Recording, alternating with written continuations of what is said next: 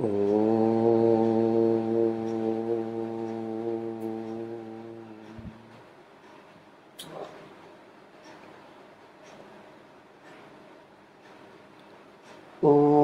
సహనావవతు సహనౌ భునక్తు సహ వీర్యం కరవావహై తేజస్వినావధీతమస్తు మా విద్విషావహై. ఓం శాంతి శాంతి శాంతి. ఓం గురుర్బ్రహ్మా గురుర్విష్ణుః గురుర్దేవో మహేశ్వరః గురురేవ పరం బ్రహ్మ తస్మై శ్రీ గురవే నమః. ఓం పార్థాయ ప్రతిబోధితాం భగవతా నారాయణేన స్వయం వ్యాసేన గ్రథితాం పురాణమునినా మధ్యే మహాభారతం అద్వైతామృతవర్షిణీం భగవతీం అష్టాదశాధ్యాయినీం అంబ త్వామనుసందధామి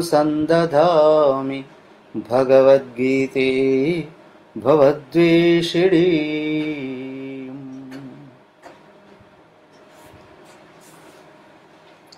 భగవద్గీత 8వ అధ్యాయం 14 శ్లోకాలు పూర్తి చేశాం. ఒకసారి మళ్ళీ 14వ శ్లోకం చూడండి. అనన్యచేతాః సతతం యో మాం స్మరతి నిత్యశః తస్యాహం సులభః పార్థ నిత్యయుక్తస్య యోగినః.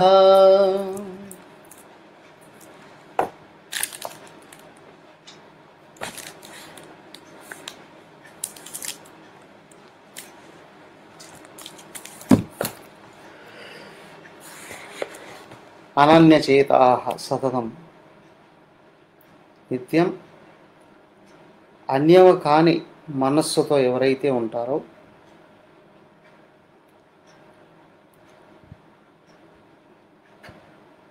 సతతం నిత్యశః అనన్యచేతాః స్మరతి, ఎల్లప్పుడూ మరచిపోకుండా ఒకే భావాన్ని ఎవరైతే కలిగి ఉంటారో అలాంటి వాళ్ళకు నేను సులభంగా లభిస్తానయ్యా. మళ్ళీ హెచ్చరిక చేస్తున్నాడు. అప్పుడప్పుడు నన్ను తలుసుకునే వాళ్ళ గురించి కాదు, వాళ్ళ కొరకు కాదు. ఆదివారం వస్తే పుస్తకం చేత పట్టుకొని సత్సంగానికి వెళ్ళడం, శుక్రవారం వస్తే వెళ్ళి నమస్కారాలు చేసి రావడం, అవునా, లేదా గురువారం వస్తే ప్రదక్షిణలు చేసి రావడం, ఇది కాదయ్యా. నిత్యశః నిత్యయుక్తస్య యోగినః అనన్యచేతాః సతతం.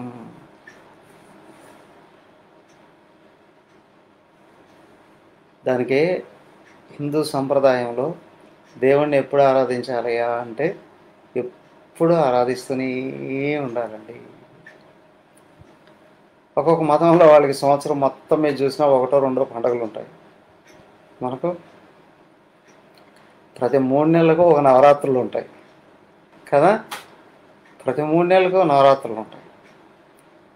వసంత నవరాత్రులు, శరన్నవరాత్రులు, గణపతి నవరాత్రులు సరిపోవు. సంవత్సరం ఆరంభమైంది అంటేనే ఉగాది లక్ష్మీదేవి పూజ చేస్తూ రాముల వారికి 9 రోజులు పూజలు చేయడం జరుగుతుంది. కరెక్ట్గా నెల వచ్చేటప్పటికి ఏమొస్తుంది, మళ్ళీ అనేక పండుగలు వస్తున్నాయి. హనుమంతుడి జయంతో, శంకర జయంతో, రకరకాలుగా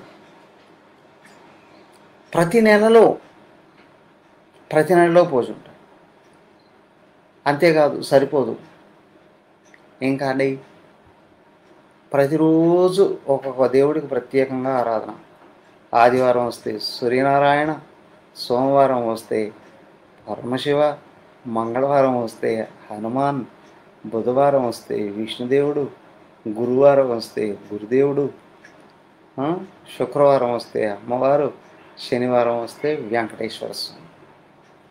ఏమయ్యా ప్రతిరోజు ప్రాతినిత్యం మళ్ళీ లేస్తూనే ప్రాతః సంధ్య, పడుకునేటప్పుడు సాయం సంధ్య, మధ్యాహ్నం సంధ్య. అవునా? సరిపోయిందా? లేదండి, ఉదయం ఒక సత్సంగం, సాయంత్రం ఒక సత్సంగం, పడుకునే ముందు మళ్ళీ ఆయన ధ్యానం, లేస్తూనే ఆయన ధ్యానం, అడుగు పెట్టే ముందే భూమికి నమస్కారం కదా, అడుగు తీస్తున్నామంటే పరమేశ్వరుడికి నమస్కారం. ఏమిటయ్యా ఇదంతా అంటే, ఇదిగో నువ్వు ఇక్కడ పుట్టింది భగవంతుడి కొరకు, అది గుర్తు చేయడానికే. మరి ఏం పూజ చేస్తున్నావా, ఎవరికి పూజ చేస్తున్నావా అంటే అన్నిటికీ పూజ చేస్తామండి. దేనికి పూజ చేస్తాం? మట్టి కనిపించినా భూదేవి అంటాం, రాయి కనిపించినా ఏదో దేవుడు అంటాం. అవునా కాదా? రాయి కనిపిస్తే గోవర్ధనుడు కదా, చెట్టు కనిపిస్తే రావి చెట్టు అయితే ఓ విష్ణుదేవుడు, వేప చెట్టు అయితే లక్ష్మీదేవి, మర్రి చెట్టు అయితే ఎవరు పరమేశ్వరుడు. ఇట్లాగ ప్రతి చెట్టుకు పూజ. చిత్రకటం కనిపిస్తే పూజ, కొండ కనిపిస్తే పూజ చేస్తాం, నది కనిపిస్తే పూజ చేస్తాం, వర్షం వస్తుందంటే పూజ చేస్తాం, గాలి వస్తుందంటే పూజ చేస్తాం, మంట మండుతుందంటే పూజ చేస్తాం. అయ్యా మనిషి పుడుతున్నాడంటే పూజ, మనిషి పోయేటప్పుడు కూడా పూజ, పోయిన తర్వాత కూడా పూజలు. ఏమిటయ్యా ఇన్ని పూజలు ఇన్ని అతలు అని అంటే, ఇదిగో జీవుడు మానవుడిగా పుట్టింది భగవంతుని తెలుసుకోవడానికి. ఎలాగా? ఇదిగో ఇలాగా అనన్యచేతా సతతం మాం యః నిత్యశః స్మరతి. సర్వకాల సర్వావస్థలలో ఎవడైతే మర్చిపోకుండా దైవాన్ని తలుసుకుంటూ ఉన్నాడో ఏమొస్తుందండి? ఆయన ఎవరో అడుగుతున్నాడు ఒకసారి, ఎప్పుడో బ్రహ్మచారి కోర్సులో ఉన్నప్పుడు అనుకుంటా, అలా నర్సరావుపేట వెళ్ళి వస్తూ ఉన్నాం, పక్కన ఒక ముస్లిం అతను కూర్చున్నాం. మీరేం చేస్తారంటే బ్రహ్మచారిగా ఉంటారు. ఏం చేస్తారు? దేవుడి గురించి ప్రయత్నం చేస్తారు. ఎన్ని రోజులు అంటే జీవితం అంతాను. కళ్ళేటు పెట్టాడు, జీవితం అంతా దేవుడి గురించి ప్రయత్నం చేయాలా? రోజుకు 4-5 సార్లు నమాజ్ చేస్తాం, సరిపోతుంది. కాను 5 సార్లు ఎందుకు చేస్తావు? ఒకసారి చేస్తే చాలు కదా అంటాం. రోజుకు 5 సార్లు ఎందుకు చేస్తావు నమాజ్? ఒకసారి చేస్తే చాలు కదా అన్న. అలా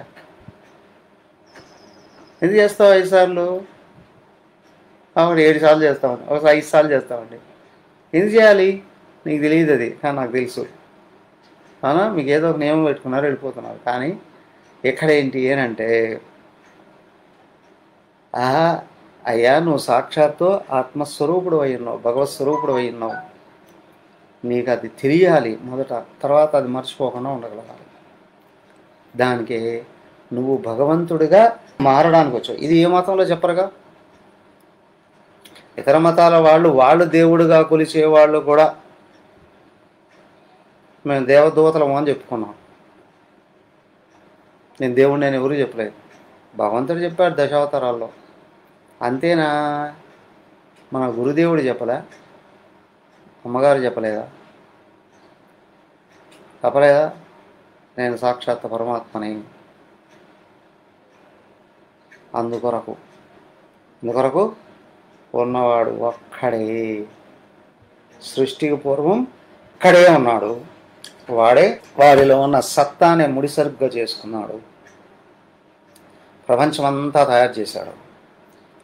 వాడే వాడిలో ఉన్న చిత్తును తీసుకున్నాడు, అందరిలోకి ప్రవేశించాడు. అయ్యా కనిపిస్తూ ఉన్న నామరూపాలకు ఆధారం ఆయనే. అలా లేచి ఇట్లా పడిపోతూ ఉన్నట్టుగా రూపాలు ఇట్లా లేచి ఇట్లా పడిపోతూ ఉంటాయి. కానీ అలా లేచినా అలా పడిపోయినా నీళ్లు చెదిరిపోవు, అలలు చెదిరిపోతాయి, బుడగలు చెదిరిపోతాయి, నీళ్ళు అక్కడే ఉంటాయి. అలాగే అట్లా రూపంగా వ్యక్తమయ్యేది మళ్ళీ రూపం మాయమైపోయేది ఆత్మయే, సత్తానే. కానీ ఆ రూపం వ్యక్తమైనప్పుడు అందులో ప్రవేశించింది చిత్త జ్ఞానం. ఎవరయ్యా? సత్ ఆయనే, చిత్ ఆయనే. సత్తయా హి చిత్తయా హ్యహం. ఈ భావం చెదిరిపోకుండా నిలబెట్టుకోగలగాలి. ఆత్మజ్ఞానం కావాలి అని అనుకునేటట్లు. సో కాబట్టి ఏంటి అని అంటే, అయ్యా నువ్వు ఆత్మతత్వాన్ని అందుకోవాలన్నా ఎక్కడో వేరే ఏమీ లేదు. నీ మనసు అనేక జన్మలలో నువ్వు సంపాదించుకున్నటువంటి కోరికల వలన వాసనలన్నీ ఏర్పడి వాటిని తలుచుకుంటూ నిజస్వరూపాన్ని మర్చిపోతూ ఉంది. ఎప్పుడు అదే చేస్తూనే ఉంటుంది. మనసు లేచింది, కదిలింది అని అంటే నువ్వు ఆత్మను గుర్తించాలి అని అనుకుంటే లోపల నుంచి భావాన్ని బయటికి తీసి ఆలోచనను ఆపేయాలి. అనన్యచేత, అన్యమైన దాన్ని ఏది తలుసుకోవద్దయ్యా. దేని తెలుసుకోవాలండి? ఆత్మని తెలుసు. ఎవరయ్యా ఆత్మ? నేనే. ఎవరు తెలుసుకోవాలి? నన్నే. మరి తలుసుకోవడం ఏంటి? అవి అదే ఆత్మస్థితి. అవునా? ఎక్కడ తలపులు ఆగాయో అక్కడ ఆత్మే మిగులుతుంది. ఇవి ఆగవు. కాబట్టి ఏం చేయాలి? నీ లోపల తలపులని ఏం చేయాలి? ఆత్మ స్మరణలోకి దించుకోగలగాలి. ఎలాగండి? దానికి అన్నారు శాస్త్రస్మరణం, నామస్మరణము. నామస్మరణం కూడా ప్రాథమికమే. ఇక్కడ ఏంటి? శాస్త్రాన్ని గుర్తు చేసుకుంటూ ఉంటే మనసు కరుగుతూ ఆగడానికి అవకాశం కలిగిస్తుంది. ఆత్మతత్వాన్ని ఆర్తిగా కీర్తించడానికి ప్రయత్నం చేసి మనసు కరుగుతుంది. ఇవన్నీ ఉపాసనలే. మరి స్థితి ఏంటి? నేనే లక్ష్యం అయ్యున్నానని గుర్తించి మనసును ఆపేయాలి. అది ఎప్పుడు? ఎల్లప్పుడు అదే చెప్పారు ఇక్కడ. దేహం వ్యవహారాలలో ఉన్నప్పటికీ కూడా నిన్ను నువ్వు మర్చిపోకుండా ఉండాలి. అన్యచేత, నీ మనసు ఇంకొకదాన్ని స్మరిస్తుంది అంటే నువ్వు అన్యంగానే ఉన్నావు. దైవాన్ని స్మరిస్తే అండి అది కూడా అన్యమే, కాకపోతే ఉపాసన. ఉపాసన అనన్యత్వానికి దారి తీస్తుంది. మరి ఇక్కడ చెప్పినటువంటి విషయం సంపూర్ణత్వం ఎప్పుడయ్యా అంటే ఆత్మను గుర్తించి మనసును ఆపివేస్తే నిత్యశః స్మరతి, అది మరచిపోకుండా గుర్తుంచుకోగలదు. సస్య అహం సులభ, ఆదర అందుకున్నాడు. ఇంకేమిటి? నిత్యయుక్తస్య, దీన్ని ఎప్పుడు మర్చిపోకూడదు. విచిత్రం ఏంటి అంటే మహావీరాది వీరుడైనా మహా పండితుడైనా ఎప్పుడు ఆత్మను అన్యంగానే చూస్తాడు. భగవంతుణ్ణి అన్యంగానే చూస్తాడు. ఎవడయ్యా తన స్వరూపంగా చూడగలడు అంటే ఆ స్థితి కలిగిన గురువు చేత అనుగ్రహించబడిన వాడే. ఇక అన్యత్వం గోచరించదు. అది నువ్వే అని చెప్పగలిగిన వాడు గురువు అయి ఉంటే, ఆయన మాట మీద విశ్వాసం ఉంటే, నువ్వు దృష్టిని అటువైపుకి స్థిరంగా తిప్పుకోగలిగితే, నిలబెట్టుకోగలిగితే నీకు అన్యత్వం మాయమైపోతుంది. అన్యత్వం మాయమైపోతుంది. సో కాబట్టి ఏంటి అంటే ఆత్మను అంటే తనను పరమాత్మగా గుర్తించాలి. ఎట్లా శరీరంలో బదులకు అధినేతగా అన్యంగా గుర్తించాలి. నీ మనసును ఆపగలగాలి. మిగిలింది నువ్వే. ఇదే పరాకాష్ట. లక్ష్యం అన్యంగా ఉన్నది అనుకున్నంత వరకు మళ్ళీ జన్మించడం జరుగుతుంది. ఈ లోకమో పై లోకమో ఏదో ఒక లోకం. నువ్వు విష్ణువుని అనుకున్నా, శివుణ్ణి అనుకున్నా, బ్రహ్మను అనుకున్నా, ఇంకొకరు అనుకున్నా జీవభావం ఉంటుంది, వెళ్తుంది అక్కడికి. కాదండి నిరాకారం అనుకున్నా అక్కడ దాకా వెళ్ళాల్సిందే. నాకంటే అన్యంగా లేదని గుర్తించగానే మనసును ఆపేశావు, మరి అది వినాలి కదా. నీ మీద నీకు నిష్ట పెరిగే కొద్దీ మనసు కరిగిపోతూ వస్తుంది. దానంతరం అది కరిగిపోతుంది. అప్పుడు తత్వాన్ని అందుకునేటువంటి అవకాశం ఉంటుంది. సరేనండి ఇంత చెప్తున్నారు కానీ దీనివల్ల లాభం ఏంటి?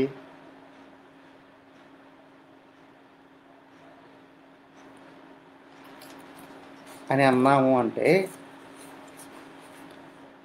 అయ్యా అజ్ఞాని అయిన వాడు ఈ ప్రపంచంలో ఏదో ఉంది, ఏదో లభిస్తుంది అని అనుకుని ప్రపంచం వెంట పడుతూనే ఉంటాడు. జన్మల కొద్దీ జన్మల కొద్దీ జన్మల కొద్దీ జన్మల. ఎవరినే ప్రశ్నించినా నువ్వు సుఖంగా ఉన్నావా అంటే సంసారంలో సుఖం ఎక్కడుందండి అని అంటారు. అవునా కదా? మరి సంసారాన్ని వదిలేయచ్చు కదా అంటే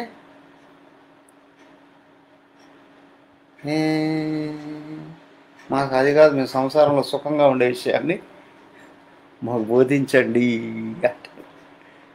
అవునా కాదా?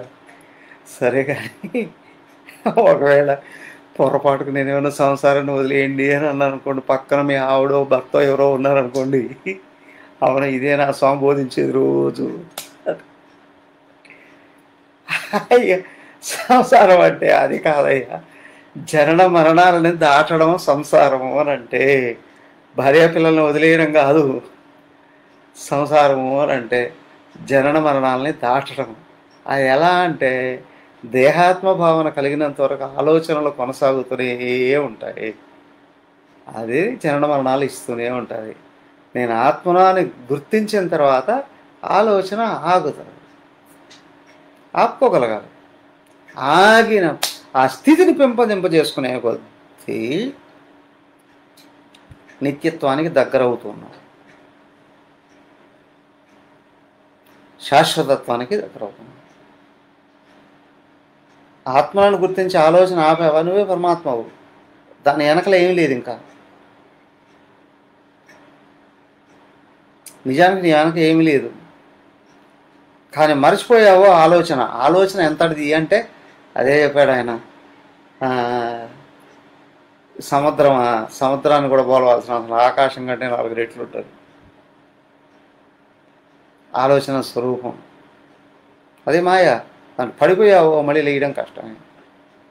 కానీ నిన్ను నువ్వు గుర్తిస్తే, నువ్వు మనసును ఆపుకోగలిగితే పరమతత్వాన్ని అందుకున్నట్లే. కానీ అది నిలబెట్టగలగాలి, 24 hours నిలబెట్టగలగాలి. అదే సాధన. నిలబెడుతూ ఉండగలిగితే నీలో నువ్వు ఉండగలుగుతూ ఉన్నావు. అవునా? మరి దీనివల్ల లాభం ఏంటి అని అంటే, అంటున్నారు కదా ఈ సంసారంలో సుఖం లేదండి అని, దాన్ని దాటేయచ్చు. అయ్యా నీ మనసు నీ స్వాధీనంలో ఉంది అని అంటే, ఎన్ని జన్మలు ఎత్తినప్పటికీ కూడా దుఃఖం అనేది దగ్గరకు రాదు. మనసును వదిలేసావా సముద్రంలో దూకినట్టే, మనసును పట్టుకున్నావా సముద్రాన్ని దాటేసినట్లే. అధిగమిస్తూ ఉన్నవాడు అనేక సార్లు పడచ్చో లేయచ్చో, కానీ పడేది లేచేది కూడా మనస్సే, నేను కాదనేది గుర్తించగలగాలి. ఆలోచనే ఆగుతుంది, మళ్ళీ కదులుతుంది, ఆగుతుంది, కదులుతుంది. ఆగినప్పుడు నువ్వే మిగులుతున్నావు, కదిలినప్పుడు నిన్ను మర్చిపోతున్నావు. ఈ ఆగడం అనేది కంటిన్యూటీ ఎప్పుడైతే అవుతుందో, నీకు లోపల శాంతి మాత్రమే ఉంటుంది. ఆ స్థితి స్థిరపడితే పుట్టాలనుకుంటే పుడతావు, వద్దనుకుంటే మానేస్తావు. ఎక్కడ పుట్టాలనుకుంటే అక్కడ పుడతావు, ఏం చేయాలనుకుంటే అది చేస్తావు. అక్కడ స్వేచ్ఛ ఉంటుంది.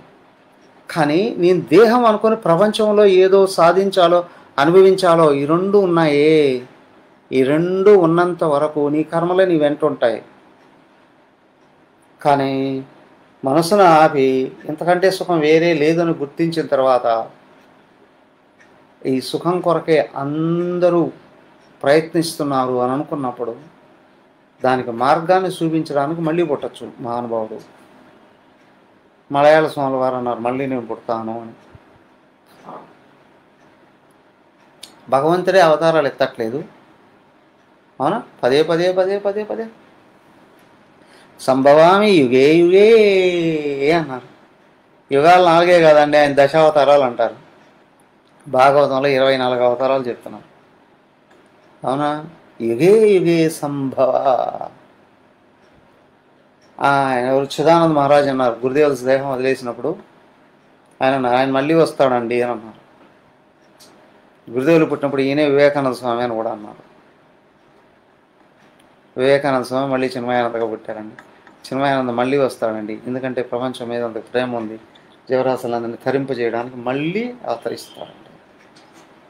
అయినాలే సత్యసేవారంలో నేనేనండి షిరిడీ సేవకును, నేనే సత్యసేవ, తర్వాత మళ్ళీ నేను ప్రేమసాయిగా పుడతాను.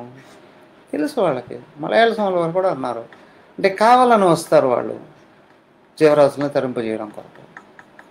అంటే ఎప్పుడైతే తను ఎరుగున్నాడో, ప్రపంచం మీద ఆధారపడట్లేదు, ప్రపంచానికి నేనే ఆధారం అని గుర్తించారో వాళ్ళకి ఇక పరిమితులు ఉండవు కదా. కానీ ప్రపంచంలో ఏం కావాలి అని అనుకున్నా, ఏది అనుభవించాలి అనుకున్నా, నువ్వు కావాలనుకున్న వస్తువు రావచ్చు, అధికారం రావచ్చు, భోగాలు రావచ్చు, కానీ సుఖాలు మాత్రం వచ్చినట్లు ఉంటాయి, రావు. ఎందుకు? లేవు కాబట్టి ప్రపంచంలో. దాన్నే చెప్తున్నారు. నెక్స్ట్ శ్లోకం చూడండి, 15వ శ్లోకం.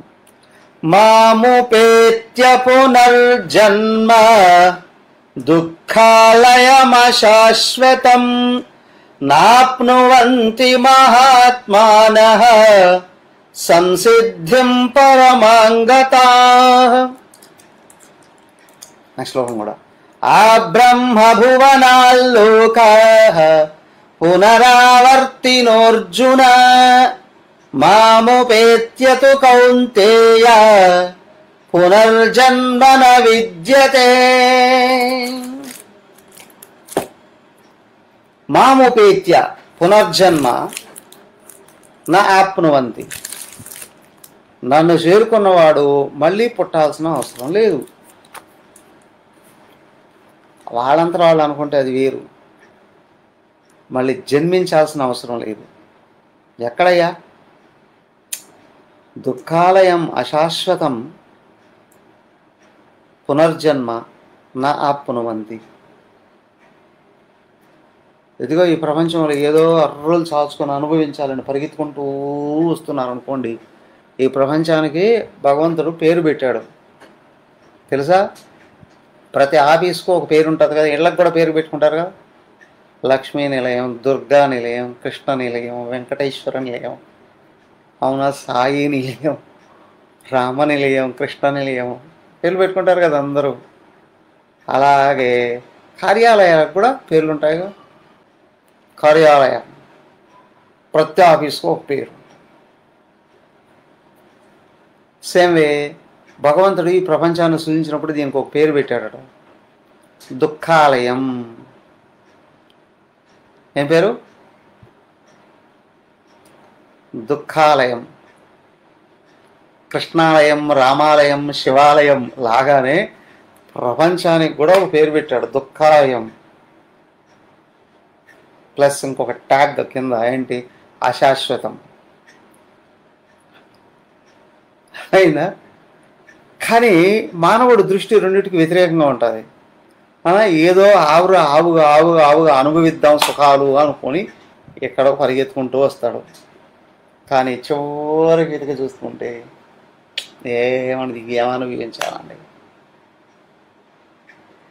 ఏం సుఖపడ్డామండి. దుఃఖాలయం, దీని పేరే దుఃఖాలయం అయ్యా.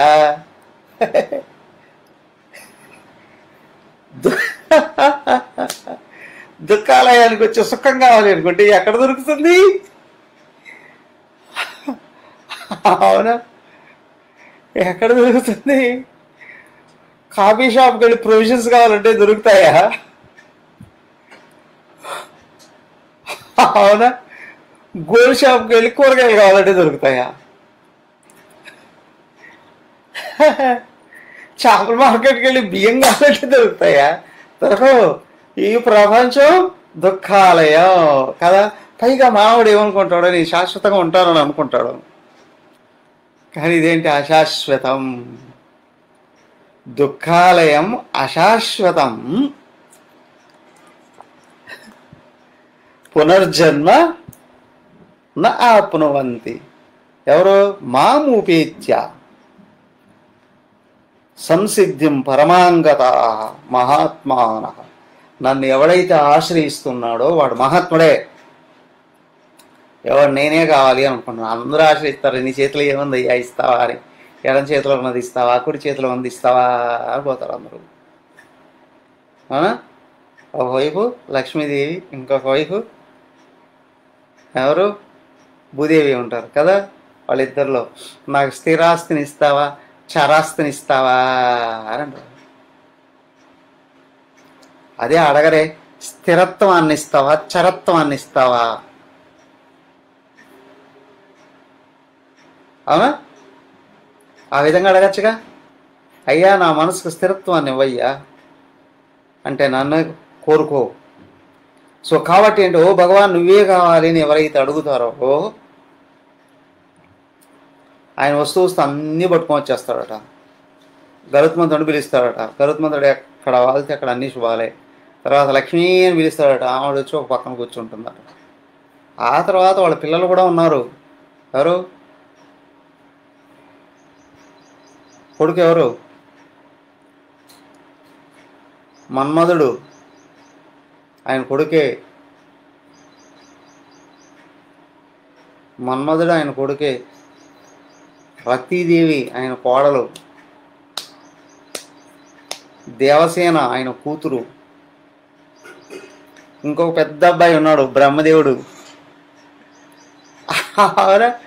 వాళ్ళ కావాలనుకుంటే వాళ్ళందరినీ కూడా తీసుకొని ఇచ్చేస్తాడు. బ్రహ్మదేవుడికి చెప్తే నీకు కావాలంటే ఇంకొక ప్రపంచం తయారు చేసి ఇస్తాడు. మన్మధుడికి చెప్తే హాహాహా అన్ని రకాల కళలు నీ చేతికి ఇచ్చేస్తాడు.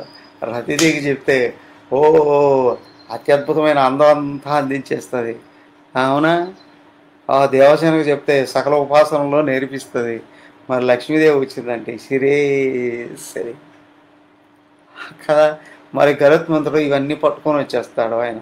మరి భగవంతుడు అక్కడ ఉన్నాడు అని అంటే ఇంకా దుఃఖమే లేదండి. కానీ ఏమడుగుతాం? ఆయన తప్ప మిగతావన్నీ అడుగుతాం. ఒకవేళ ఆయన పిలిచి పూజ చేసినా మళ్ళీ ఏమంటాం? అయ్యా మా ఇంట్లో కష్టంగా ఉంది కానీ వెళ్ళిపో, మళ్ళీ అవసరమైనప్పుడు పిలుస్తాము. పునరాగమనాయ చ యథాస్థానం ఉద్వాసయామి. వెళ్ళిపోవయ్యా, మీ ఇంటికి నువ్వు వెళ్ళిపో, మాకు అవసరమైనప్పుడు మళ్ళీ పిలుస్తాం కదా. మాముపేత్య పునర్జన్మ న విద్యతే. నన్ను చేరుకుంటే మళ్ళీ ఇది పరమాం సంసిద్ధిం ఆగత. పరమమైన సంసిద్ధి ఏదో కాదు, ఇక్కడ ఆత్మను గుర్తించడం, ఆత్మను అందుకోవడమే పరమసిద్ధి. మళ్ళీ ఏ లోకాలకు వెళ్ళాల్సిన అవసరం లేదు. ఆత్మను అందుకోలేదనంటే నువ్వు ఎక్కడ కోరుకుంటే ఆ లోకాలకు వెళ్ళాల్సిందే. అక్కడ మళ్ళీ తనులు తింటావో, పూజలు అందుకుంటావో, ఏం చేస్తావో రెండూ ఉంటాయి. ఆ జయ విజయులు అంతటి వాళ్ళకి తనను అక్కడి నుంచి తన్నాడు, ఇక్కడికి వచ్చి పడ్డావు మళ్ళీ 3 జన్మలు కదా. మరి అదే అండి విషయం తెలుసు. ఆ బ్రహ్మభువనాల్లోకా పునరావర్తిన అర్జున, అదే చెప్తున్నారు. ఆ బ్రహ్మలోకం వరకు పునరావర్తిన, అన్నీ మళ్ళీ మళ్ళీ మళ్ళీ మళ్ళీ వచ్చేటివి. వెళ్ళినా మళ్ళీ తిరిగి రావాల్సిందే. మామూపేత్యతో నన్ను చేరుకుంటేను కౌంతేయ పునర్జన్మన విద్యతే. నన్ను కానీ చేరుకున్నావు మళ్ళీ నువ్వు ఇక్కడ పుట్టాల్సిన అవసరం లేదు. కానీ బ్రహ్మలోకం వరకు కూడా అంటే ఇక్కడ 2 రకాల విషయాలు.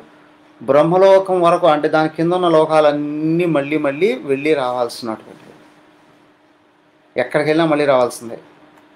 మరి బ్రహ్మలోకానికి వెళితేనండి అక్కడ ఒక ఆప్షన్ ఉంది. ఏంటి అంటే అక్కడికి వెళ్ళినటువంటి వాళ్ళు బ్రహ్మదేవుడు ఉన్నంత వరకు కఠినమైన నియమాలతో ధ్యానం చేయగలగాలి. అక్కడ ఆయన నిరంతరం ధ్యానమే. ఏమండి మధ్య మధ్య మంచి ఫుడ్ పెడతారా అండి? ఫుడ్డా గిట్ట కనీసం రా ఫుడ్ అన్నా ఇస్తారా అండి? అసలు కూరగాయలే పండించరు అక్కడ. ఇంకా స్వర్గం అన్నా నయం, అమృతం అన్నా ఇస్తారు. అక్కడ కాఫీ నీళ్ళు కూడా ఉండవు. స్వర్గలోకంలో అస్సలే ఉండవు. హోటల్స్ ఉండవు, క్యాంటీన్స్ ఉండవు, కనీసం మంచినీళ్ళు కూడా ఉండవు. ఏమీ లేదు. 24 ధ్యానం ధ్యానం ధ్యానం ధ్యానం ధ్యానం. ఎవడైనా పొరపాటుగా కన్నెత్తి ఏమైనా చూడకూడదు చూశాడో చచ్చాడే. వాళ్ళెవరు? విశ్వావసుడు, గంగాదేవి వాళ్ళే ఆమె వైపు అటు చూశాడు అని వాళ్ళు ఇద్దరిని శాపం పెట్టేశారు. వాడు భూలోకంలో పుట్టినాను, ఆయనే శంతనుడుగా పుడితే ఆ గంగే మళ్ళీ ఆయనకు భార్య అవుతాడు. ఆ భీష్ముడు కన్నా ఎక్కడ బ్రహ్మలోకంలో ఉంటేనే అంత నియమాలు, అంత భయంకరమైన నియమాలు అక్కడ. సో కాబట్టి అక్కడే ఉండి బ్రహ్మదేవుడు ఉన్నంత వరకు అక్కడ ఉండాలి. బ్రహ్మదేవుడు ఎన్నేళ్ళు ఉంటాడండి? ఆయనకు 100 సంవత్సరాలే. అయితే మన సంవత్సరాలు కాదు, 1000 మహాయుగాలు ఒక పగలు, 1000 మహాయుగాలు ఒక రాత్రి,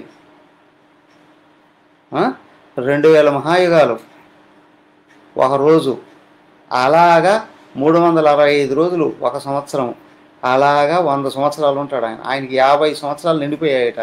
51వ సంవత్సరంలో ఉన్నాడట. ఇప్పుడు స్టార్టింగ్లో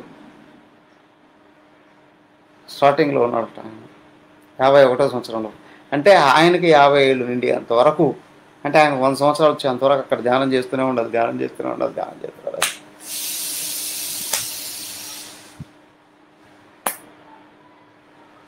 ఒక గంట క్లాసులో కూర్చోవాలి అని అంటే నీ ఎంత బాధగా ఉంటుందో కదా. ఆయన అయితే క్లాసులు చెప్తాడట. ఆయన ఉదయం 1 గంట, సాయంత్రం 1.5 చెప్తాడట. తెలుసా? ఉదయం 48 కోట్ల సంవత్సరాలు ఒక క్లాసు, ఉదయం 48 కోట్ల సంవత్సరాలు ఒక క్లాసు, సాయంత్రం 70 కోట్ల సంవత్సరాలు ఒక క్లాసు. అర్థమైందా? మార్నింగ్ క్లాస్ 48 కోట్ల సంవత్సరాలు, ఈవినింగ్ క్లాస్ 70 కోట్ల సంవత్సరాలు, 75 కోట్ల సంవత్సరాలు క్లాసు. మిగతా సమయం అండి అట్లాగా పార్కుకి వెళ్ళి రావచ్చా, పబ్బులకి వెళ్ళి రావచ్చా? ఏముండవు అక్కడ. ధ్యానం. ఆ బ్రహ్మ భువనాల్లోక వెళ్ళాలనుకున్నావా బ్రహ్మలోకానికి? ఇదే పరిస్థితి. కానీ ఆ లోకం తప్ప ఆ కింద ఉన్న ఏ లోకానికి వెళ్ళినా మళ్ళీ తిరిగి వచ్చేస్తాం. కింద ఏమున్నాయండి? చాలా ఉన్నాయి. స్వర్గలోకం, పితృలోకం, యక్ష, కిన్నెర, కింపురుష, గంధర్వలోకం, ఇంకా ఇంకా ఇంకా ఇంకా చాలా లోకాలు ఉన్నాయి. నువ్వు ఎక్కడికి వెళ్ళినా మళ్ళీ రావాల్సిందే. పునరావర్తిన మాముపేత్యతు కౌంతేయ పునర్జన్మన విద్యతే. కానీ ఇక్కడ ఆత్మను కానీ చేరుకున్నావో మళ్ళీ పుట్టాల్సిన అవసరం లేదు. ఆత్మతత్వాన్ని అందుకునేంత వరకు తిరగాల్సిందే. అయితే నీకు ఇక్కడ అవకాశం వచ్చింది. అక్కడ అన్నారే వివేక చూడడంలో 3వ శ్లోకంలోనే చెప్తారే, దుర్లభం త్రయమే వైతత దైవానుగ్రహేతుకం మనుష్యత్వం ముముక్షుత్వం మహాపురుష సంశ్రయ. అయ్యా, ఈ 3 మానవులకి అత్యంత అరుదుగా దొరుకుతాయి. ఏమిటి? మనుష్యత్వం, ముముక్షుత్వం, మహాపురుష సంశ్రయం. మనిషిగా జన్మించడమే ఈ భూమి మీద అత్యంత అరుదు. అందులో నాకు మోక్షం కావాలనే కోరిక ఉంది, ఇంకా చాలా అరుదుగా వస్తుంది. అది కలిగినప్పటికీ కూడా మహాత్ముల యొక్క ఆశ్రయం దొరకడం అనేటువంటిది ఇంకా చాలా కష్టమైనటువంటిది కదా. సో కాబట్టి ఏంటి అని అంటే, ఈ 3 కానీ లభించాయా, ఆత్మను అందుకోవడంలో నెగ్లెక్ట్ చేయకు. అందుకోగలిగితే అంతకంటే గొప్ప ప్రయోజనం ఇంకొకటి ఏమీ లేదయ్యా. సో ఇదే కాబట్టి ఏంటంటే, బ్రహ్మలోకానికి కింద ఉన్న అన్ని లోకాలు తప్పనిసరిగా తిరుగుతూ ఉండాల్సిందే. బ్రహ్మలోకానికి వెళ్ళినప్పుడు అక్కడి నుంచి ఆయన్ని తెలుసుకోవడానికి అవకాశం ఉంది. ఒకవేళ బ్రహ్మలోకంలో కూడా నువ్వు ఏదైనా చేయకూడదని చేస్తే మళ్ళీ ఇసిరేసేస్తాడు ఆయన కింద. సో కాబట్టి ఏంటి అంటే, అర్జున నన్ను కానీ చేరుకున్నావు నీకు మళ్ళీ అయ్యా అదేదో కొత్తగా ఒక క్వశ్చన్ చెప్తున్నావు, బ్రహ్మలోకం అని చెప్పి దాని గురించి ఏదో కొంచెం తిప్పి వదిలేసావు. ఆ బ్రహ్మలోకాన్ని గురించి కొంచెం వివరించవా? ఇంకా చూడండి. సహస్రయుగ పర్యంతం అహర్యత్ బ్రహ్మణో విదుః రాత్రిం యుగ సహస్రాంతం తేహోరాత్ర విదో జనాః అవ్యక్తాద్వ్యక్తయః సర్వాః ప్రభవంత్యహరాగమే రాత్ర్యాగమే ప్రలీయంతే తత్రైవావ్యక్త సంజ్ఞకే. సహస్రయుగ పర్యంతం బ్రహ్మణః విదుః. అయ్యా బ్రహ్మదేవుడికి ఒక పగలు అంటే 1000 మహాయుగాలు. బ్రహ్మదేవుడు ఒక పగలు 1000 మహాయుగాలు. అవునా? ప్రతి మహాయుగంలో 4 యుగాలు ఉంటాయి. కృత, త్రేత, ద్వాపర, కలి, 4 మహాయుగాలు. ఈ 4 యుగాలకి 42,60,000 సంవత్సరాలు టైం. ఈ 4 యుగాలు కలిపితే 42,60,000 సంవత్సరాలు ఒక మహాయుగానికి. ఇలాగ 1000 మహాయుగాలు అని అంటే 420,60,00,000 సంవత్సరాలు. 420,60,00,000 సంవత్సరాలు. ఇది బ్రహ్మదేవుడికి ఒక పగలట.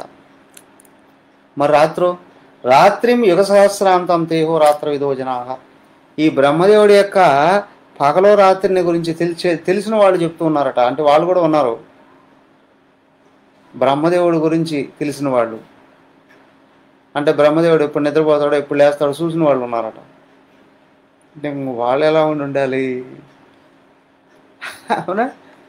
వాళ్ళు ఎలా ఉండాలి? ఆయనకు పగలు ఇది 1000 మహాయుగాలు, ఆ రాత్రి అవుతున్నా ఆయన పడుకుంటాడట. మళ్ళీ 1000 మహాయుగాలు సమయం నిద్రపోతాడట. 1000 మహాయుగాలు. ఆయనకు ఒక రోజు అంటే 2000 మహాయుగాలు. 2000 మహాయుగాలు.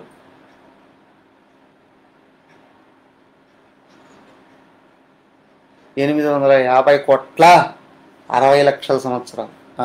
20 లక్షల సంవత్సరాలు. 850,20,00,000 సంవత్సరాలు ఆయనకు ఒక్క రోజు. ఏమండి, ఆయనకు రాత్రి పగలు జరిగింది చూసేవాడు ఎవడన్నా ఉంటాడా అంటే ఉన్నారట. చాలామంది ఉన్నారట. బ్రహ్మదేవుడికి ఇట్లాగే ఒకసారి ఇప్పుడు అహంకారం వస్తే ఆయన అన్నాడట, నాకంటే పెద్దవాడు ఎవడు ఉంటాడు ఈ భూమి మీద? ఈ భూమి మీద కాదు, భూమి లేకపోయినా ఉంటారా బాబు అని అన్నాడు. ఆయన ఒకసారి అయితే ఎవరో చెప్పు అని అన్నాడు. విష్ణుదేవుడు పిలిచాడట, నువ్వు నీ రూపంలో వెళ్ళకు, మారువేషంలో వెళ్ళు, నేను చెప్తాను రా. ఆయన భూలోకానికి వెళ్ళి అక్కడ భరత భూమిలో ఒక చోట అరణ్యంలో రోమహర్షుడు అనే ఒక ఋషి ఉన్నారు. ఆయన దగ్గరకు వెళ్ళి ఆయన వయస్సుతో కనుక్కురాపో అని అన్నాడు. నేరుగా ఎత్తుకుంటూ వచ్చాడు. బ్రహ్మదేవుడు పెద్ద కష్టమేం కాదు కదా, నేరుగా వచ్చేసాడు. గుర్తుపట్టి ఆయన దగ్గరికి వెళ్ళి, అయ్యా రోమహర్షుడు అంటే మీరేనా అండి? అవునండి. ఓకే. ఆయన అడిగాడట, అయ్యా మీ వయస్సు ఎంతో చెబుతారా? నాకు గుర్తులేదు అని. మరి ఏం చేయాలి? బ్రతిమాలుకున్నాడు, చెప్పలేదు, నాకు గుర్తులేదయ్యా అన్న. తర్వాత ఈయన వెళ్ళిపోతూ ఉంటే వెంటనే ఓ బయటరా అన్నాడు. ఏమన్నాడు? ఓ బయటరా అన్నాడట. ఎవరిని? బ్రహ్మదేవుడిని. బ్రహ్మదేవుడు వెళ్ళిపోయాడు, చెప్పేస్తాడు అని చెప్పి ఇదిగో చేయిడు చూపించారట. ఏమిటి అన్నాడట. అక్కడ చూడు అన్నాడట. చేతి మీద కొన్ని వెంట్రుకలు లేవట ఒక చోట. జనరల్గా ఏమంటాం? పేరు కట్ చేసిందో ఏదో అంటారు, లేకపోతే ఇంకేదైనా చర్మవ్యాధం. కాదు, బాగా పరిశీలించి చూడు, అక్కడ ఎన్ని వెంట్రుకలు వెళ్ళిపోయి ఉన్నాయో చూడు అన్నట. ఏ గతి పట్టిందో చూడడానికి. అవునా? అక్కడెక్కడ ఉన్న బ్రహ్మదేవుడు ఇక్కడికి వచ్చి ఈయన చేతి మీద వెంట్రుకలు ఎన్ని వెళ్ళిపోయాయో, రోమాలు ఎన్ని వెళ్ళిపోయాయో లెక్క పెట్టుకోవాల్సిన. ఎట్లా లెక్క పెడతారండి? ఆ రోమ కుప్పాలు అంటారు, ఆ రంధ్రాలు ఉంటాయి కదా, అవి లెక్క పెట్టాడట. ఎన్నో అంకి చెప్పాడట. అయ్యా ఎన్నున్నాయంటే ఇన్నున్నాయి అన్నాడట. సరేగానే అయితే ఇప్పుడు నువ్వు లెక్క కట్టుకో. సృష్టికర్త బ్రహ్మదేవుడు ఉన్నాడే, ఆయన ఒక్కోసారి పుట్టిపోయేటప్పుడంతా నా చేతి మీద ఒక రోమం ఊడిపోతూ ఉంటుంది అయ్యా అన్నాడు. అర్థమైందా? బ్రహ్మదేవుడు పుట్టి పోయినప్పుడు ఆయన చేతి మీద ఒక రోమం ఊడిపోతుందట. అంటే ఆ రోమాలు లేని ప్రదేశం ఎన్ని రంధ్రాలు ఉన్నాయో అంతమంది బ్రహ్మదేవులను చూశాను నేను అని అన్నాడు. ఈయన నిరుత్తరుడైపోయాడు. బ్రహ్మదేవుడికే మూర్చొచ్చినంత పని అయిందట. అందుకే ఆయన పేరు రోమహర్షుడు అని అన్నారు. రోమహర్షుడు అన్నాడు. ఎంత ఆయుష్ ఎంత వయస్సు ఉండాలి ఆయనకి? అవునా? సో కాబట్టి ఇప్పుడు అసలు బ్రహ్మదేవుడికే వయస్సు ఎంత చెప్పగలరా? ఎంత అనుకున్నాం? 850 కోట్ల 20 లక్షల సంవత్సరాలు ఇంటూ 365 ఇంటూ 100 లెక్కటండి. మీ క్యాలిక్యులేటర్లు కూడా సరిపోవు, క్యాలిక్యులేటర్లు కూడా సరిపోవు కదా. అలాంటివి ఎంత ఉందో బ్రహ్మదేవుడి వయసు. ఇలాంటివి ఒక్కొక్క బ్రహ్మదేవుడు పోయేటప్పుడు ఒక్కొక్క రోమం రాలిపోతుంది అంటే ఈయన వయసు ఎంత ఉండాలి? ఈయనకి అర్థమే కాలేదట. నీకంటే పెద్దవాళ్ళు చాలామంది ఉన్నారు రా బాబు అది. అందుకే ఇక్కడ అన్నారు ఏంటంటే అహోరాత్ర విదాహ, బ్రహ్మదేవుడి యొక్క రాత్రి పగళ్ళ గురించి బాగా తెలిసినటువంటి వాళ్ళు ఉన్నారే, వాళ్ళు చెప్తూ ఉన్నారు ఏమిటి అంటే, ఇదిగా బ్రహ్మదేవుడికి 1000 మహాయుగాలు ఒక పగలు, 1000 మహాయుగాలు ఒక రాత్రి. ఆయన నిద్ర లేస్తూనే అలా లేస్తూనే ఈరోజు ఏం పని చేయాలా ప్లాన్ చేసుకుంటాడట. అవునా? 1000 మహాయుగాలకు అవసరమైనటువంటి సృష్టి విధానాన్ని అంతటిని ప్లాన్ చేసుకొని పేపర్ మీద పెట్టి స్నానానికి వెళ్ళిపోతాం. ఆయన తిరిగి వచ్చే లోపల వేడివేడిగా కాఫీ ఇస్తుందేమో సరస్వతిది, కాఫీ ఇస్తుంది. ఆ తర్వాత టిఫిన్ తిని పని మొదలు పెడతాడు, లేదా మొదలు పెట్టేస్తాడు. 1000 మహాయుగాలు అలాగే వస్తూనే ఉంటాయి. ప్రతి మహాయుగంలో కృత, త్రేత, ద్వాపర, కలియుగాలు ఉంటాయి. ప్రతి 4 యుగాల్లో దశావతారాలు ఉంటాయి. అవును. విచిత్రం ఏంటో తెలుసా? ప్రతి కలియుగములో ఇదిగో క్రీస్తు శకము 2020 అవునా సెప్టెంబర్ నెలలో మనం ఇలాగే భగవద్గీత చెప్పుకుంటూ ఇప్పుడు ఈ విధంగా ఇలాగా ఈ జూములు ఎన్నిసార్లు కలిసాము. అదట్ట చెప్తారండి, ఎందుకు చెప్పకూడదండి? ఆయన చెప్పాడు కదా, ఓ సినిమా 100 రోజులు ఆడింది అంటే 100 సినిమాలు 100 రోజులు ఆడిపిస్తే ఒక సినిమా 100 రోజులు ఆడింది అంటారా? లేదు, ఒకటే అదే రీలే అయిపోయింది తిప్పుతున్నాడు. రోజుకు 4 సినిమాలు వేసాడండి, 100 రోజులు ఆడిందండి అంటారు. అలాగే బ్రహ్మదేవుడు గారు అదే రీలే తిప్పుతూ ఉంటాడు. అదే రీలు 1000 సార్లు తిప్పితే ఆయన నిద్ర వస్తుంది. బోరు కొట్టదు. ఏదైనా హాల్లో సినిమా 3 సార్లు 4 సార్లు వేసేటప్పటికే బోరు కొడుతుంది. అవునా కాదా? అవునా? అలాగే ఆయన కూడా నిద్రపోతాడు. ఆ నిద్రలో ఈ సృష్టి అంతా ఏమన్నా మొత్తం లైవ్ అయిపోతుంది.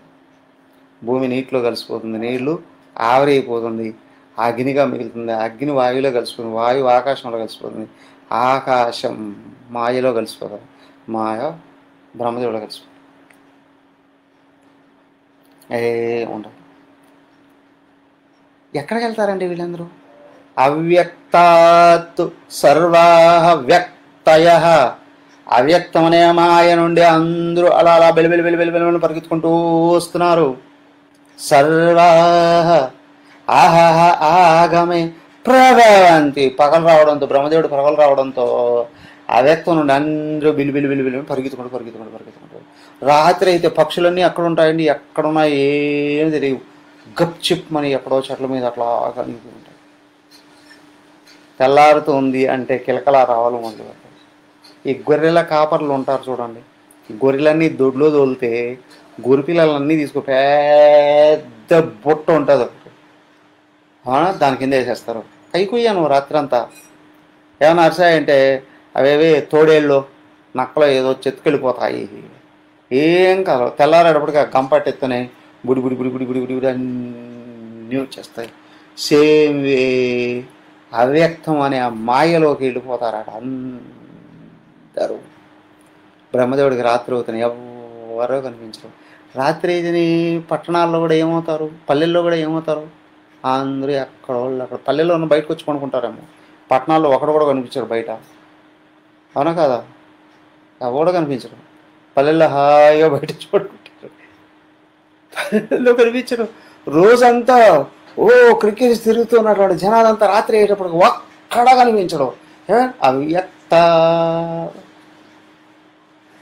ఇళ్ళల్లో ఉంటారులే అండి. అలాగే ఇది మాయ, పెద్ద గుహ, దాంట్లోకి వెళ్ళిపోతారు అందరు. రాత్రి ఆగమే ప్రళీయంతే తత్రైవ అవ్యక్త సంజ్ఞకే. రాత్రి అవుతూనే అందరూ ఆ గుహ లాంటి ప్రదేశంలో చేరిపోతూ ఉన్నారు. బ్రహ్మదేవుడికి రాత్రి, మనకు రాత్రి అయితే ఇంట్లోకి వెళుతున్నాం, కానీ బ్రహ్మదేవుడికి రాత్రి అయితే ఒక్కడ కూడా కనిపించరు, సర్వలోకాలు వెళ్ళిపోతాయి. ఏ ఏం మిగలవు. బ్రహ్మదేవుడికి పగలొస్తూనే అందరూ పరిగెత్తుకుంటూ వస్తున్నారు.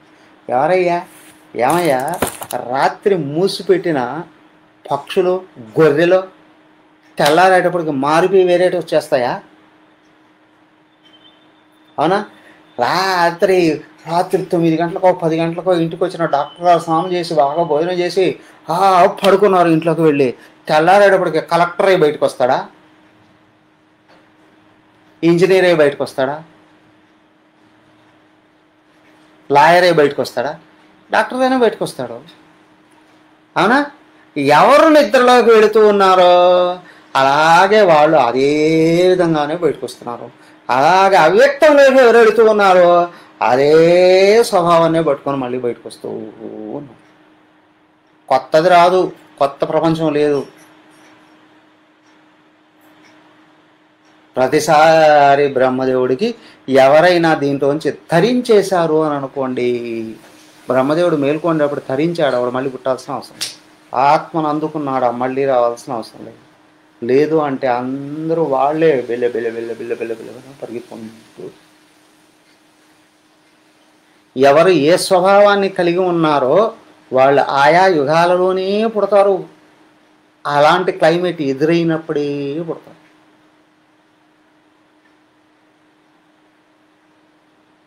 అవునా? కలెక్టర్ ఆఫీస్ నుండి ట్రాన్స్ఫర్ అయిన వాడు కలెక్టర్ ఆఫీస్కి వెళ్తాడు. ట్రెజరీ ఆఫీస్ నుండి ట్రాన్స్ఫర్ అయిన వాడు అక్కడికే వెళ్తాడు. అవునా కదా? ట్రాన్స్ఫర్ అయినా అక్కడికి వెళ్తాడు. ఇక్కడ కూడా ఏంటి అని అంటే, అయ్యా ఇక్కడి నుంచి వెళ్ళిపోయావు లోపలికి, ఏ జీవులు ఏ సంస్కారాలని కర్మఫలాలని దాచుకొని లోపలికి వెళుతున్నారో వాళ్ళు మళ్ళీ అలాగే వస్తారు. వేరుగా మారిపోయి రావడానికి అవకాశాలు లేవు. నువ్వు నిద్రలోకి ఎలా వెళుతున్నావో మేలుకునేటప్పుడు అట్లాగే వస్తావు.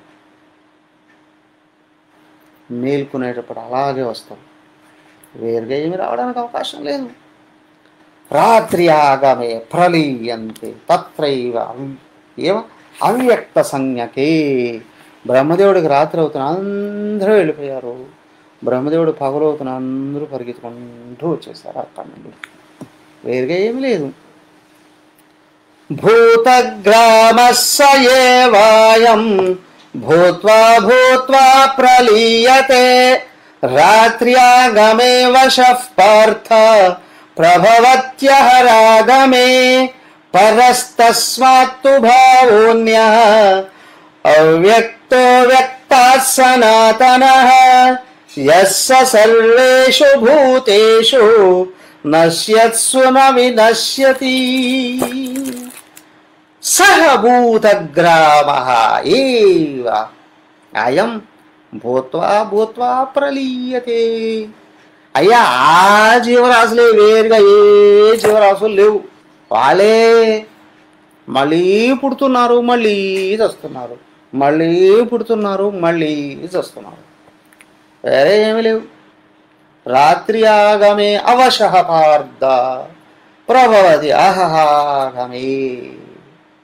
ఏమయ్యా, మనుషులు వాళ్లే 100 ఏళ్ళు బతికినా కదా, కాకపోతే ప్రతిసారి దసరా వచ్చినప్పుడు కొత్త బట్టలు కొనుక్కోవచ్చు నేను. అవునా? పండుగ వచ్చినప్పుడు కొత్త బట్టలు కొనుక్కోవచ్చు. అలాగే ప్రతిసారి పుట్టేటప్పుడు ఏంటి అంటే దేహాలు ఉన్నాయే, రకరకాల కొంచెం మార్పులు చేర్పులతో రావచ్చునేమో, కానీ లోపల ఉన్న వ్యక్తిత్వం అదే.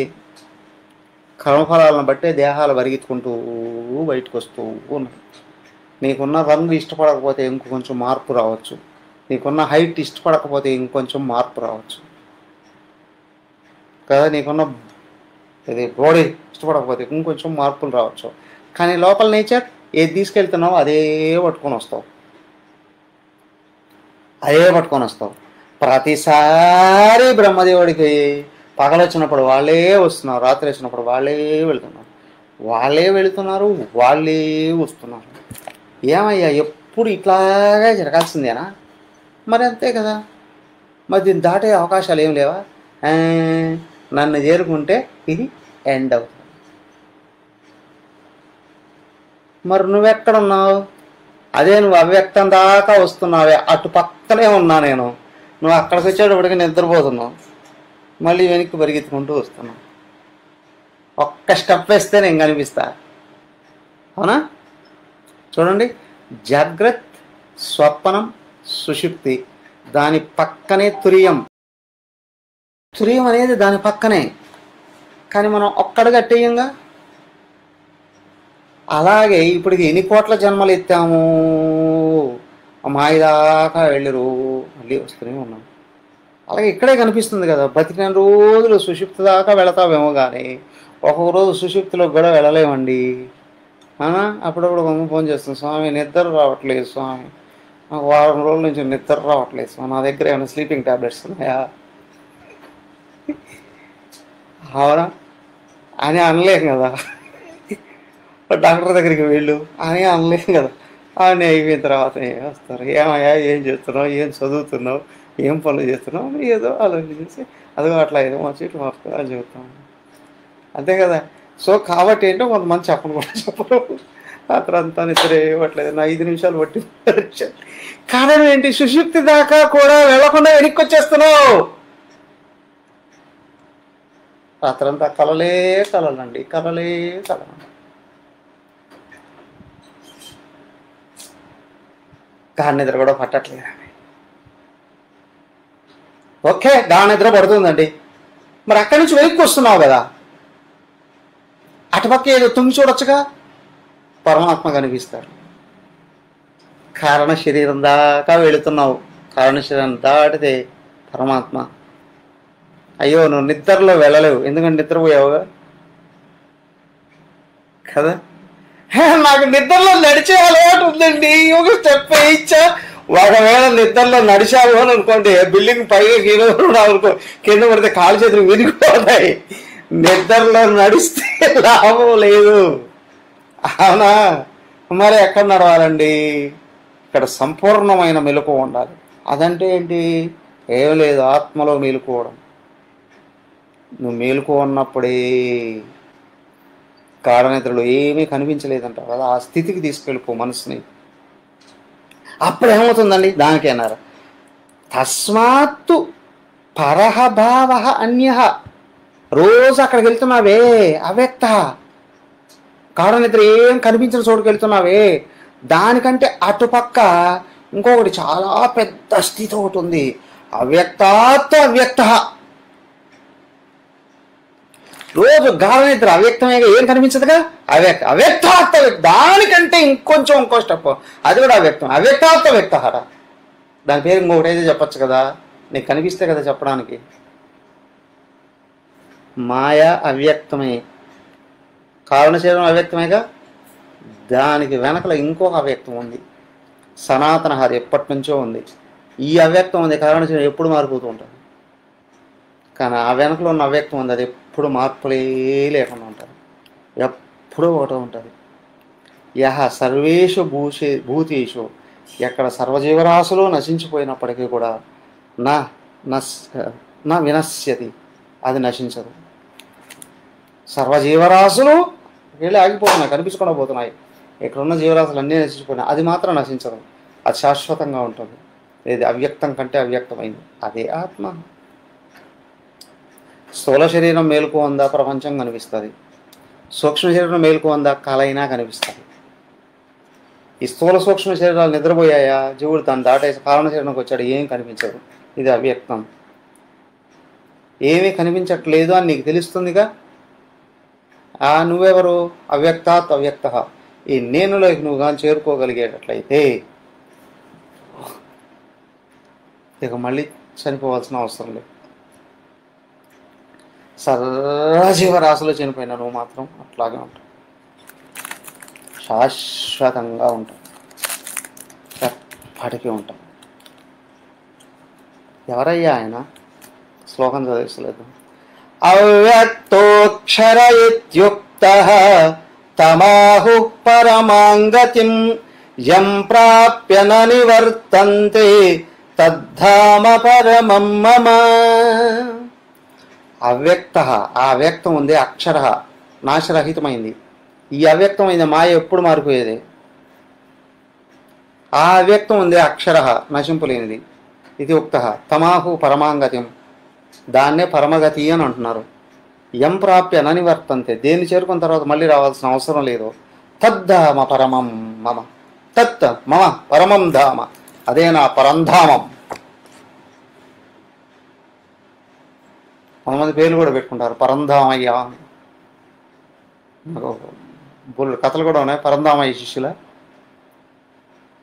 పరంధామయ్య శిష్యుల కథ కదా. తత్ మమ పరమం ధామ, అదే నా లాస్ట్ హౌస్, లాస్ట్ స్టేజ్. అక్కడ దాకా వెళితే ఇక ఎండ్ బోర్డు. అక్కడక్కడ కొన్ని రోడ్లు ఉంటాయి కదా, ఎండ్ అని ఉంటుంది, దాటకూడదు. అక్కడ దాటితే పడిపోతావు ఎక్కడో కింద లోయ. ఇక్కడ పడిపోవడానికి కూడా ఏమీ లేదు. ఫైనల్ డెస్టినేషన్ ఏది? నేనే. ఈ నేనును కానీ చేరుకున్నావు, ఇక ఆ పక్క ఏమీ లేదు. అయ్యో, ఏమి కావాలని అనిపించడానికి కూడా లేదు. ఇది తెలిస్తేనే వెళ్తాం అక్కడికి. కాబట్టి అటుపక్క ఇంకేమన్నామండి, ఇక్కడ నువ్వు బాగా తెలుసుకో, అక్కడ దాకా వెళ్ళాలి. అదే ఉంది. ఆ పక్క ఏమీ లేదు. తొంగి చూడడానికి కళ్ళు కూడా ఉండవు, తిరిగి చూడడానికి కాళ్ళు కూడా ఉండవు, టచ్ చేయడానికి కనీసం ఆలోచించచ్చు కదా, ఈ మైండ్ కూడా అక్కడ లేదు. ఏముందండి, నువ్వు అక్కడవే మిగులుకో. మరి దేవుడు, ఆయన కూడా లేదు. మా ఆవిడని తీసుకెళ్ళచ్చు అక్కడికి, మీ ఆవిడ చేయబట్టుకుంటే వెళ్ళలేవు.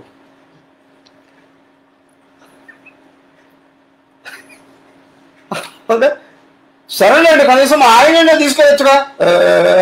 మీ ఆయన చేయబట్టుకుంటే ఎక్కడ ఎవరికి వాళ్ళు వెళ్ళాల్సింది అక్కడికి. ఈ శరీర మనోబుద్ధులన్నీ ఇక్కడ పారేస్తేనే అక్కడ దాకా వెళ్ళగలిగేది. ఎలా అండి? ఏమండి, అక్కడ దాకా వెళ్ళి ఏమేమి కనిపిస్తాయి? ఏమేమి కనిపిస్తాయి?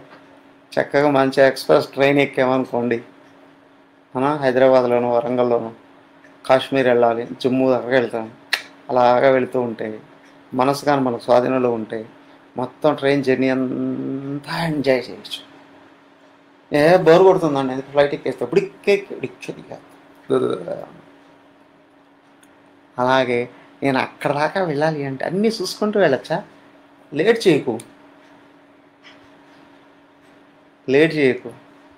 ఇంకా విశేషం ఏంటంటే, ఎక్కడైనా ఆగిపోయే పరిస్థితులు రానివ్వు. నా ఓన్ వెహికల్ వెళ్తానండి, నువ్వు ఎక్కడైనా ఆగిపోవచ్చు, ఎందుకంటే నీ చేతిలో ఉంటుంది. ట్రైన్ ఎక్కితే అది ఆగాల్సిన చోట మాత్రమే ఆగుతుండదు. మరి ఫ్లైట్ ఎక్కితే ఎక్కడ ఆగదు, అక్కడ దిగేస్తుంది. నువ్వు ఏది ఎట్లా వెళ్తావు? కర్మలు చేస్తూ వెళ్తావా, భక్తితో వెళ్తావా, జ్ఞానంతో వెళ్తావా, డైరెక్ట్గా జంప్ చేస్తావా ఆత్మవిచారణతో? నీ సాధన విధానం మీద ఆధారం. బట్ అయ్యా అక్కడికి వెళ్తే మాత్రం మళ్ళీ తిరిగి రాం. అదేంటండి? ఎస్ అంటే ఇంక మళ్ళీ మా వాళ్ళని చూసుకునే అవకాశం ఉండవా? మీ వాళ్ళ మీద ప్రేమ ఉంటే అక్కడ దాకా వెళ్ళలేవు. అంటే ఏ ప్రేమ లేనివాడు అక్కడ దాకా వెళ్తాడా? అది కాదు. పరమ ప్రేమ స్వరూపి అయిన వాడే అక్కడ దాకా వెళ్తాడు. ఏదో కొంచెం గజిబిజులన్నీ పోతేనే అక్కడ దాకా వెళ్ళేది.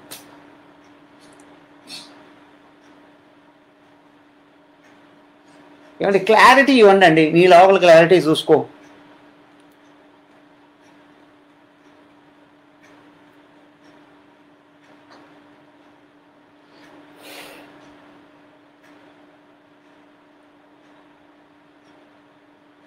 ఏం చూడొచ్చు? చూడడం ఆపితే అదే మిగులుతుంది. తదాస్తు. హరి ఓం. ఆ మజిలీలు ఏమైనా ఇంకొంచెం తెలుసుకోవాలి అని అనుకుంటే రేపు తెలుసుకుందాం. హరి ఓం. ఓం సర్వే భవంతు సుఖినః, సర్వే సంతు నిరామయాః, సర్వే భద్రాణి పశ్యంతు, మా కశ్చిత్ దుఃఖభాగ్ భవేత్. ఓం శాంతి శాంతి శాంతి. హరి ఓం. శ్రీ గురుభ్యో నమః. హరి ఓం.